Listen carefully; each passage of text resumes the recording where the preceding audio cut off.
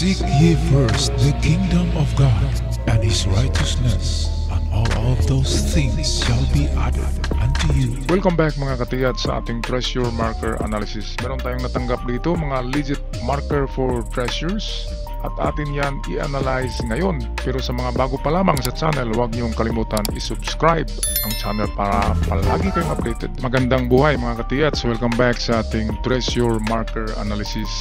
Meron tayong mga signs and marker dito na maganda. Katulad na lamang ito.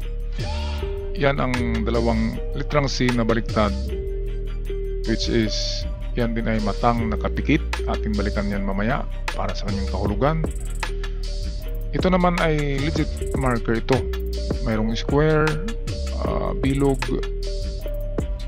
litrang C or half moon, at mayroong dot. Napakagandang marker yan. Okay, ito ay isang trail marker. Nagbigay ng direksyon.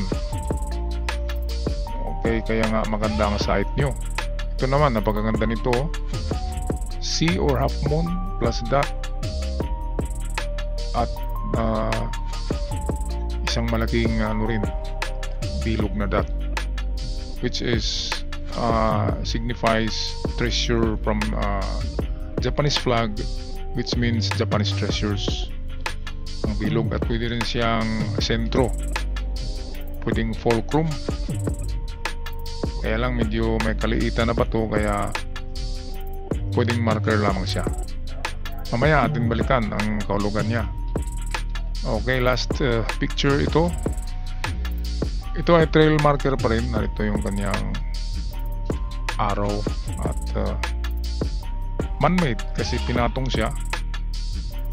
Lalo na kapag pinatong ng 3 beses ang bato, talagang man-made na yan. Okay, unahin natin itong maganda. Ito, nakapikit na mata. Okay, so ayan, kung pag-usapan natin ang mata, nakatingin yan pababa. So ang pahukay nito is in front sa kanya. Umpisa sa 1 meter para makasigurado tayo up to 5 meters. So ang paghukay niyan ay pag ganito, paoblong papunta rito. So yan ay 1 to 5 meters. Bali 5 meters ang haba ng hukay. Parang kanal, parang gumawa ka ng kanal. Halimbawa dito yan, nakaganyan ang hukay nyo, 1 to 5 meters pahaba. Magandang marker yan. Kung tingnan nyo, talagang mata yan. Ayan ang una na paraan, 1 to 5 meters. Pero ito, kung ito'y kasama sa sign niya, ay pwedeng titingin din kayo dito sa likod. So dalawang mata, pwede 2 meters sa likod. Tingnan nyo kung merong marka hanggang aabot sa 10 meters dahil dalawang mata. Okay, papunta riyan sa tinuturo nito. Ito. Survey nyo ang 10 meters papunta sa northeast. So northeast ito. Ayon dito sa picture. Pero pinakamalaking porsyento na meron ay ang harap. Kasi halimbawa, kapag ang mata ay pantay na ganyan, and then merong dot, merong pupil, so medyo malayo siya. Kasi malayo ang tinitingnan yan. At peripheral vision, 60 degrees. So, 60 degrees ang search galing sa mata. Kung ganyan. Papunta sa kanyang harapan.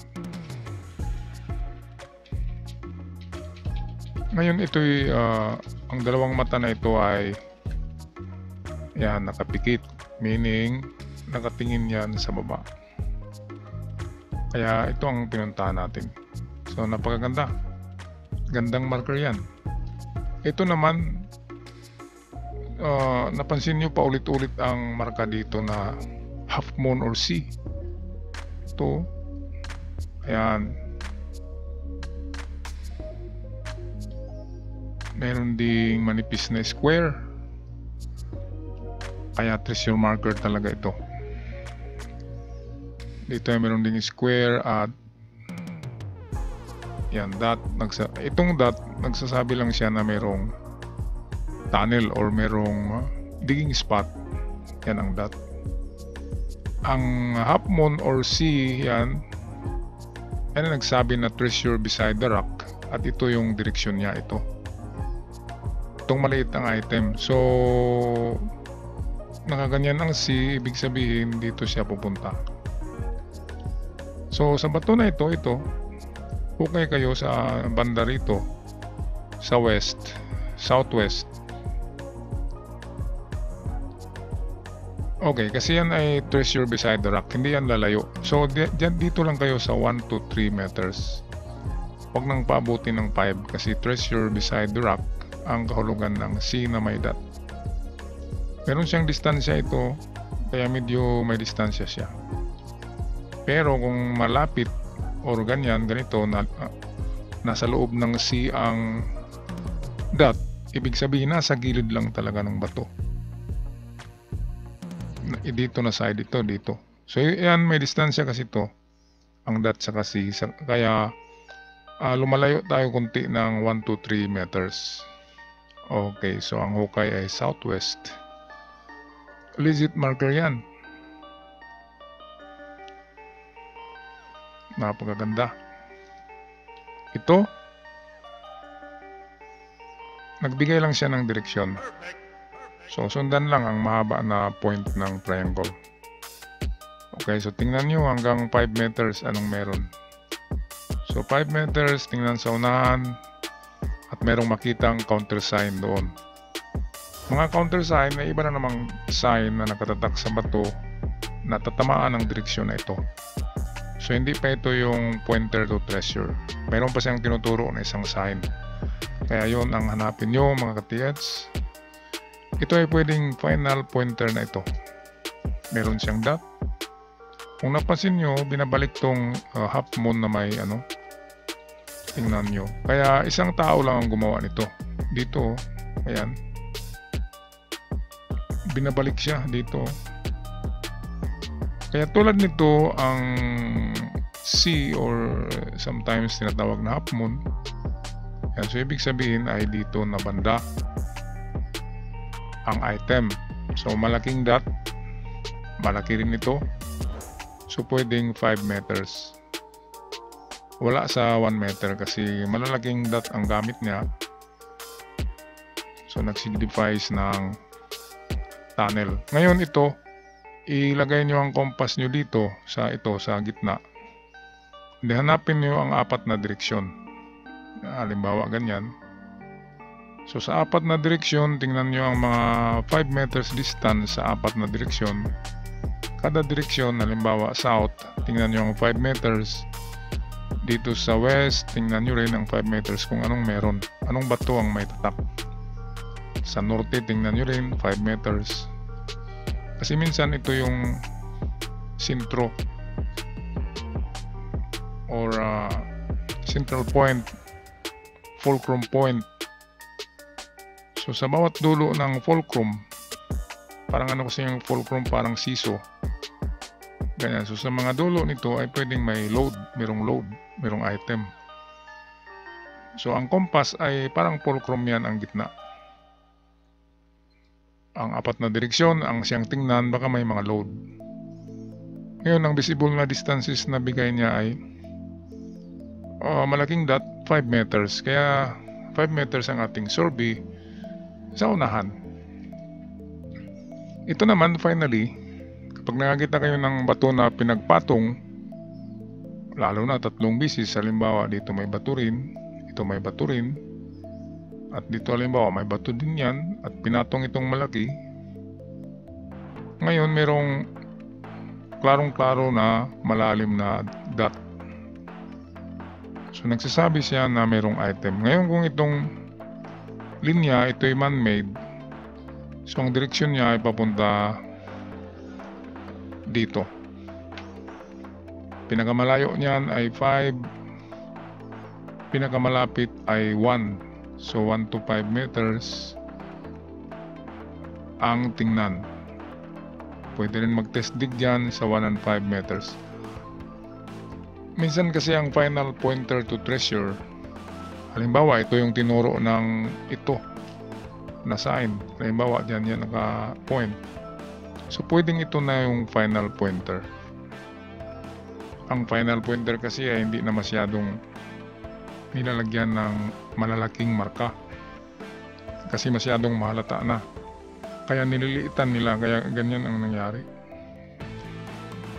Maliit na dot at linya at meron pang sekretong code ang hugis ng bato. Okay, so tingnan natin ang bato, parang dito nga siya nakaharap sa west, sa kaliwa. Okay, so partial analysis lang tayo mga ka-TH. Idagdag nyo lang sa inyong sariling analysis sa area.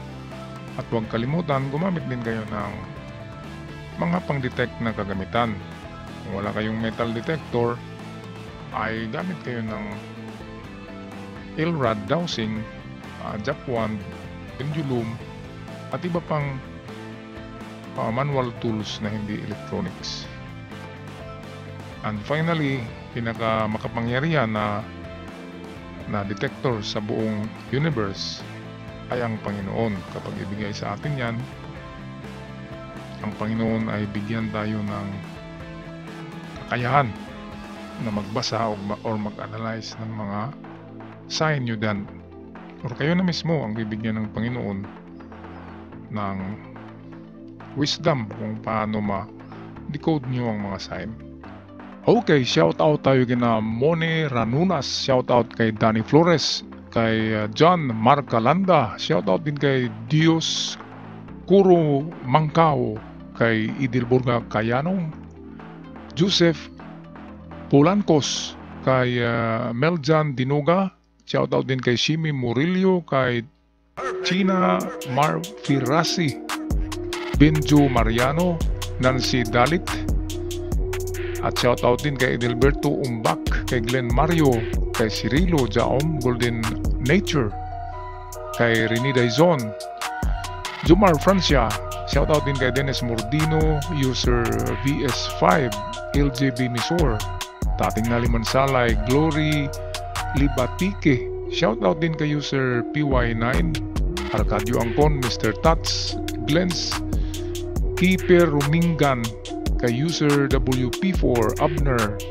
Rodel Carduna Obligado, Edmer Hernandez, and lastly, shout out tayo kay Jero Mendoza, Sir 196, Anton the Assassin, kay Heart Mo, at kay Yolanda Galang, at sa mga hindi nabanggit na pangalan, shout out sa inyong lahat, at ako'y magpaalam na. Ingat kayong lahat.